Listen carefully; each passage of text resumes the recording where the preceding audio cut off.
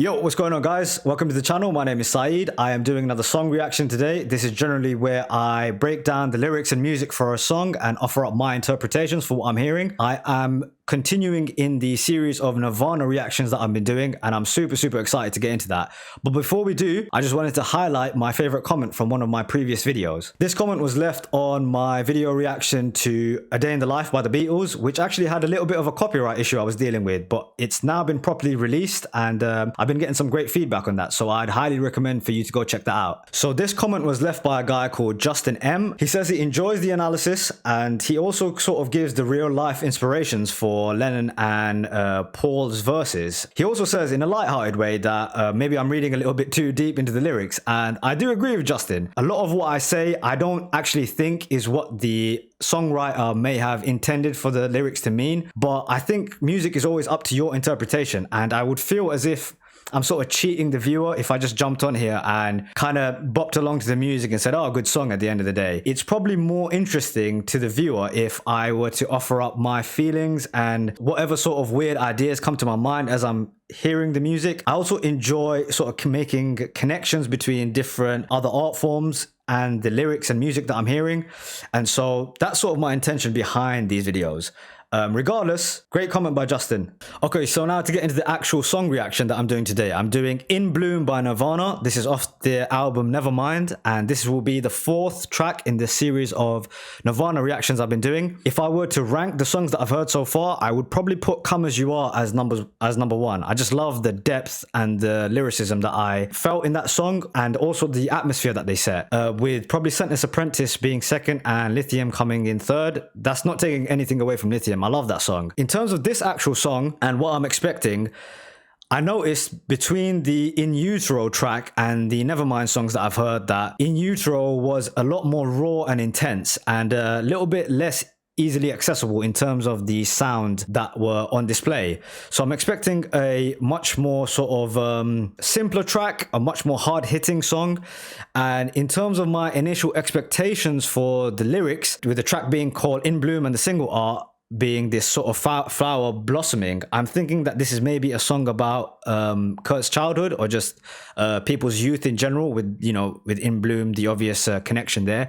But this is just the initial take. This could all change with the music that I hear. So let's get into the music. Okay, here we go.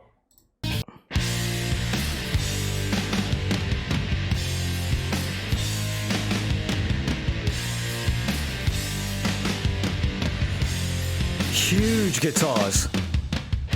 There goes those drum fills again. His Grohl's drum fills are not ever that complex, but again, this band sort of always emphasizes emotion and intensity over complexity, which I love. And to speak on the initial sort of vibe of this song so far, I don't know how they managed to make a three-piece band sound so fucking huge. There's noises that are coming out of this guitar. I'm pretty sure it's just Kurt on the guitar. So whatever like mix or like the sound engineer is doing, or the way that Kurt is playing, it's adding so much noise out of this one instrument. It's mental, and just the loud sort of overbearing almost soundscape that they can create from three instruments: a bass guitar, a regular guitar, and a drum. It's nuts. I've only heard this kind of intensity from a few bands, and Nirvana's one of the only ones who can pull it off. So incredible start.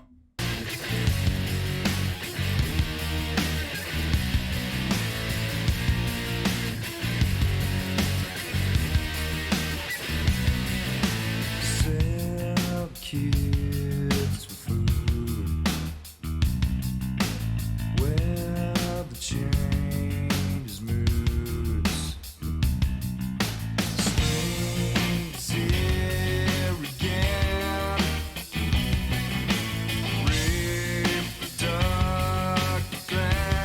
Okay, so let's get into the first verse a little bit. So to kind of go along with Justin's comment from the previous video, I think this verse here is not necessarily like supposed to mean anything. Like, I feel like especially this verse is one of those sort of random bits of poetry that Kurt has put together that I've heard him speak about in his interviews. The general sort of vibe that I get from it is sort of a darker, melancholic sort of atmosphere he's set here, which is quite often what Kurt does before the explosion of the chorus. So, which I'm expecting is about to happen. But interesting little two bars he's got here. Spring is here again, reproductive glands. So spring is usually, you know, where the birth of new plant life, essentially, to go along with this reproductive theme that he puts in the next thing. So nice little couplet that he's put together here, and kind of following along with the idea of in bloom. Interesting little verse there. So it sounds like it's about to get crazy. Let's go.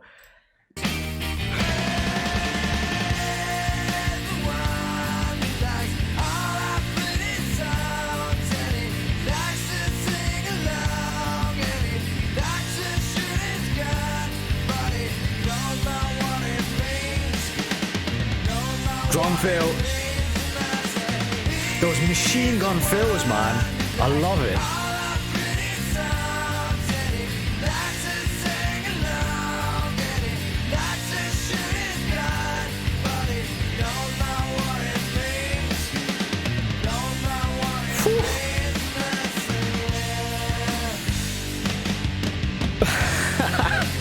That is how you write a fucking chorus.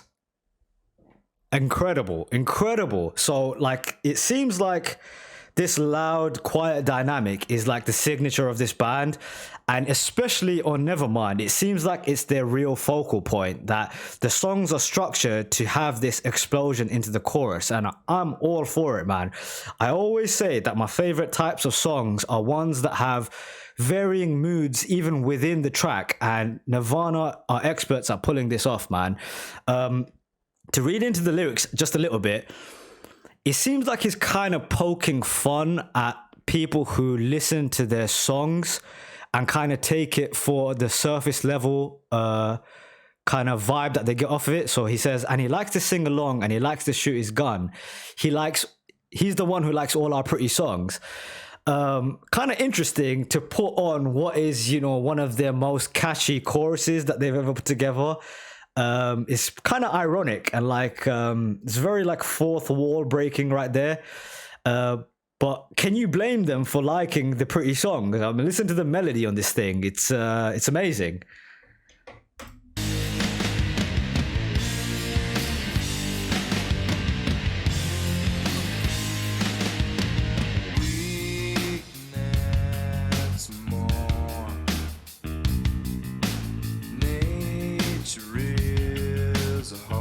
Ah.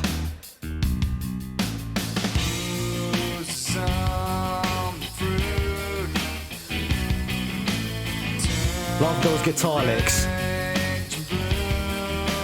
Okay, so we have more sort of nature themed lyrics going on. Fruit, nature is a whore, tender age and bloom. I think this is my favorite verse so far of the two. I feel like these sort of lyrics flow very poetically. Again, not too much I could say to read into. It's kind of setting the atmosphere and mood of childhood and being young again. Really cool verse.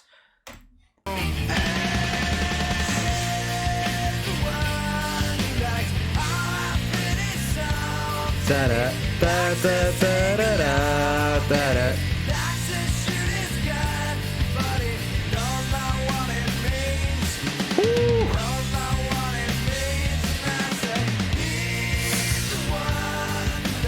I spoke on maybe, I think it was Lithium, about the way that this band is able to create this kind of syncopation with the drums, the guitar, the bass line, and the vocal, and make it all kind of this rhythmic vibration, you know, that they can create on a song. I can imagine their live shows being absolutely crazy. A lot of people have sort of put in the comments that I should be reacting to their live performances, and I can imagine why. Like, this song amongst a crowd of people, like, I just imagine like a undulating mass, you know, and this melody that Kurt is putting over this incredibly loud, epic instrumentation.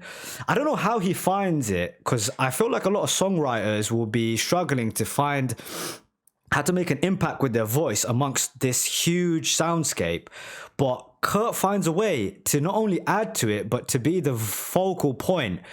It's really amazing, man. Really amazing.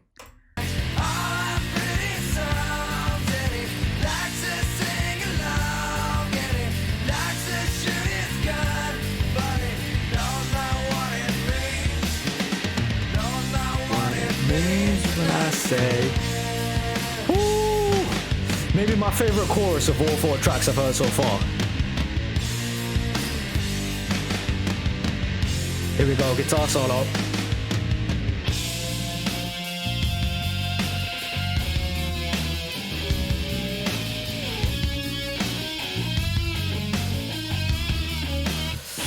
You know what's interesting that I found out? I was watching one of Kurt's interviews, I think it was, where he said that he kind of despises guitar solos and he thinks of them as pretty corny, which totally makes sense for the era he grew up in.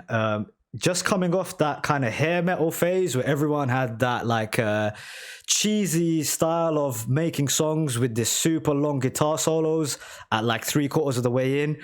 And like Nirvana's music was like an injection of like truth and differentiation between what was currently out. And so I could totally see that he's like kind of almost making fun of guitar solos a lot of the time, and it kind of sounds like that with this solo here. Again, very breaking of the fourth wall, which seems to be like a theme in this whole track, you know, kind of being ironic and poking fun at things.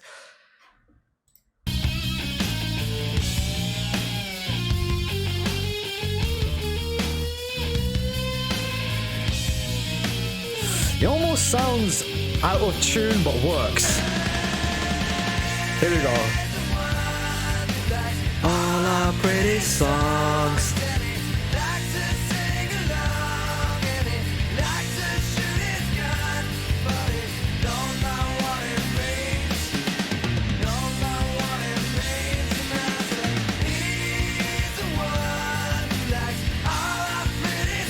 So I spoke earlier on about like great sound engineering. One thing I love about Kurt is that he always seems to back up his vocals. Like he always does double takes, and he finds a way of making the second take really complement whatever he's singing on the foreground. I don't know how he does it, but he does it on almost every song. He backs up his own vocal, and I don't know why more singers don't choose to do this. Maybe it's just done really great with Kurt and it wouldn't suit other singers, but it always just adds that much more emphasis to whatever he's singing. And when you've got such a killer melody that he's got going on, it totally adds to the vibe of the song. Great choice there. And again, once again, great sound engineering.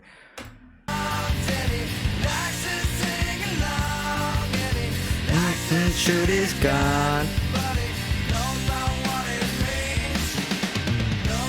What it means. Ooh.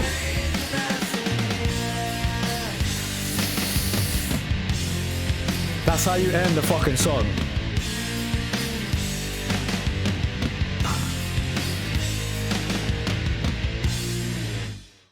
Ooh. Wow. Okay, so I think I would say I still think Come As You Are is my favorite of the 4 I've heard so far. Again, I just love the depth of the song.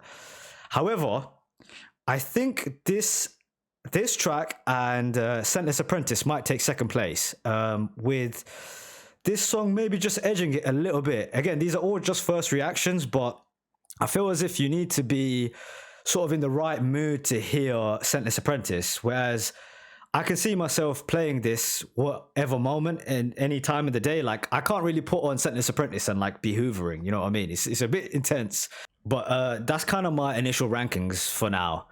As far as the actual song, man, brilliant piece of music. where everything is put together. The chorus is just an absolute knockout, man, with a great melody. A lot more of a simpler song in terms of the depth in the lyrics, but I felt like most of it was just trying to add to the atmosphere of the song. Brilliant track, absolutely loved it. Big thumbs up. Yo, what's good, guys? This is the end of the video. I just wanted to take a moment to say, if you enjoyed the video, to hit me with a like, possibly a subscribe, hit the bell notification. It really does help the channel grow. It pushes it into that mystical YouTube algorithm. But in terms of what I'll be doing next, I will be switching up the content on the channel just a little bit. I'll be putting in some sort of different videos out there. However, I will be continuing music reactions, so perhaps guide me on what I should be listening to next. I've got a couple ideas. I might just try out Smells Like Teen Spirit next, but if there's something in particular that you guys want to hear from me, even non-Nirvana tracks, let me know in the comments below. I always like going in there and sort of responding and gaining new information from these comments. So other than that, have a blessed day and peace out.